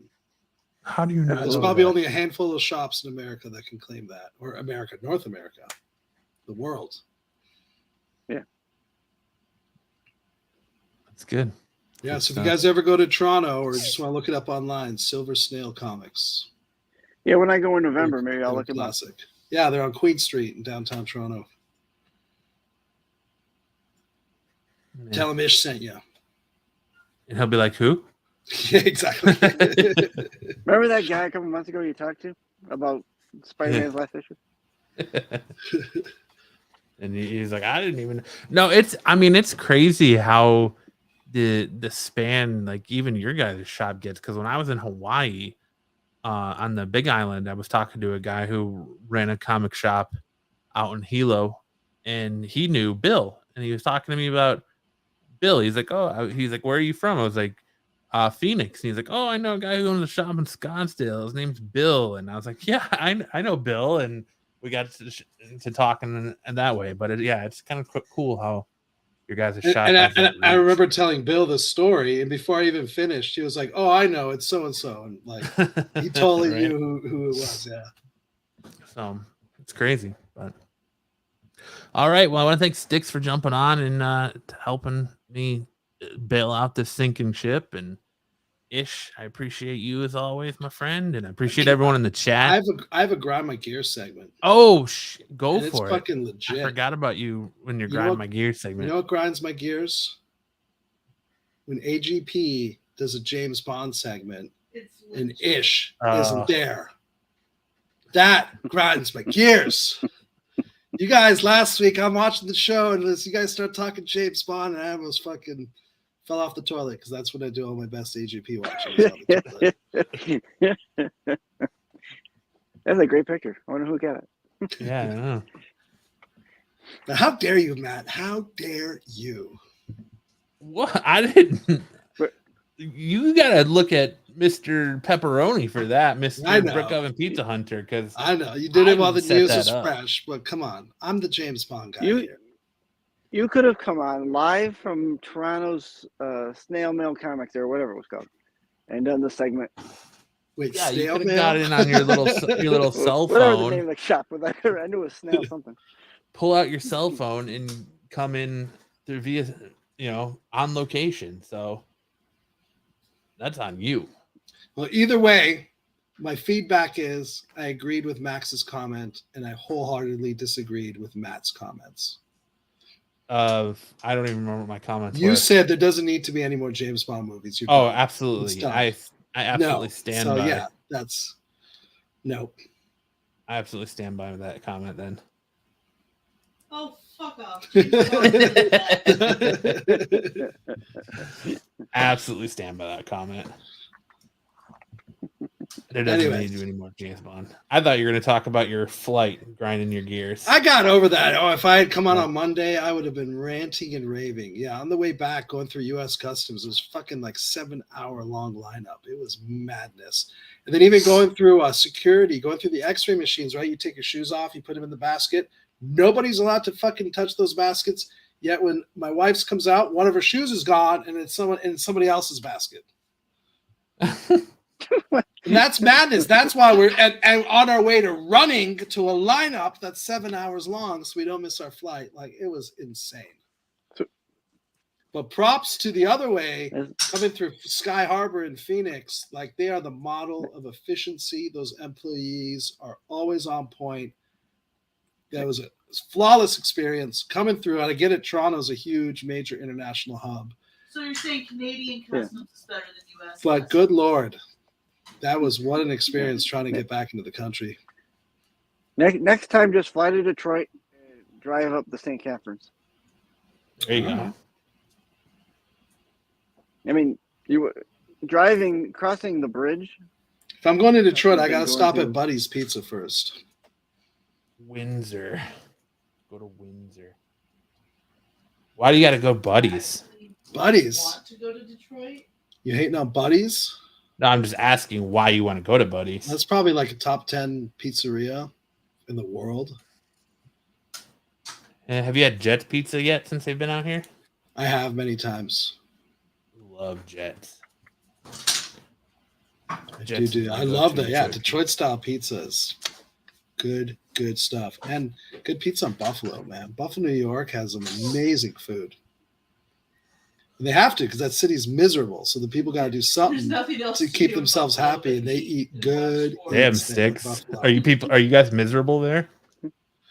Well, I'm not in Buffalo, but I mean, did you go to Anchor Bar in Buffalo? At least get some good wings. Oh man, yeah, Anchor Bar, the chicken wings, the pizza, the sandwiches. Buffalo, New York knows how to eat. I know you went to you went to a our sports team's not preseason that Bills great all the game, time. right? Yes. Yep. I went to Did see you- them play. Somebody, Denver. They played Denver. Did you partake in any of the Bills Mafia shenanigans? Like, did you jump through a table? I did not. No. I did not. I'm not People like a Bills preseason. Mafia card holder. you're not you're not part of that crazy mob of Bills Mafia. That culty sect of Bills fandom. Yeah. Joe's Doolin says Buffalo has great dive bars. Yeah. But, well, I will make sure to make an executive decree to Pepperoni that he's to never put 007 or James Bond news stories on when Ish isn't here. That's right. Thank you. Thank So you. no Bond. No Star Trek without Ish. Yeah, no Star Trek without Ish. God forbid. Segments. No, you know what? Actually, you can do Star Trek without me. I would love to see that. Just No, see you guys- because it's just see you then we're guys gonna start go off talking on about Star William Trek. Shatner on The Masked Singer, and I was like, I saw that, and I was like, this is the stupidest thing ever. This isn't Star Trek. I'm not putting this on here. But that's just how it rolls, I guess. But, sorry to I will. disappoint I you. will say one thing for you, Ish. Before, when you do come back the next time, over in Ticonderoga, right by Yeah, Lake they have George the here in Star New York. Trek, There- the Star Trek exhibit there. James Cawley. yeah, Star Trek exhibit. Yep. Yeah. I don't know. yeah, Have you know ever been to about that? I have not, but I'm very familiar with it. I know of Shatner mine- makes a yearly appearance there. A buddy of mine runs it, and I've never been. So James I should Cawley. go. Yeah. You friends with him? I've known him for a long time. Yeah. Nice. See, it's a small world. That guy used to play Captain Kirk in Star Trek New Voyages. New Voyages. Yep. And he's a very well-known Elvis impersonator. Like legit. Yeah. My wife's a big Elvis fan, and I've always wanted to take her. We never get because he always plays Foxwoods, and it's kind of far to drive just for a concert. But Yeah, if and we then he's were out got that way and this, he was playing, I would go. yeah, and then you got the Star Trek set that he's created, the original bridge, like down to like the most these- minute detail. Working on Next Generation now too. Nice. I'd like to go out there one day and check it out. Make a whole trip, just even hang out at Lake George. That's so beautiful, upstate New York. Fuck. Yeah. Star Trek. Come on by. nerds. Star Trek. Nerds. Anyways, all right. Well, I want to again thank Ish for hopping on. Thank you, Stick Boy, again for jumping on Thank you for last having me on. minute. Absolutely. Thanks to Joe's Doolin in the chat, your mom, Aaron, Zaggy, Cardi West, aka Hartman, Peter Parker Pants. Guys, make sure everyone else who stopped by, make sure to check us out tomorrow night right here and on Renovision for Saturday Night Special, as we have a big interview. Tomorrow we're going to be talking to the writer of the Aftershock book Samurai Doggy that has 2 issues out now, so that'll be good time. And we got a lot of great stuff lined up tomorrow night on Saturday Night Special, so you can tune in here or Renovision at 8:30 Eastern, 5:30 Pacific, or 5 o'clock Pacific. Or sorry, no, what time do we even go on? 5 Pacific. 5. So 5 Pacific, 8 o'clock Eastern time. Right. I'm saying 30 because this show, but yeah. So we'll have a good time tomorrow night over on Saturday Night Special. But I want to thank you guys for hanging out and spending your Friday night here. And we'll see you guys next time.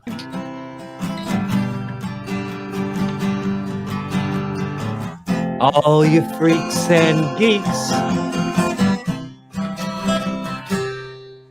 Come all you freaks and geeks. Let's listen to Absolute Geek. Absolute Geek, We'll go ahead and spread our cheeks spread the cheese, and drink And some we're for Cosby Absolute- wine. we'll Come on, drink you some Absolute Cosby wine. It makes me feel real fine. See you next time on the Absolute Geek.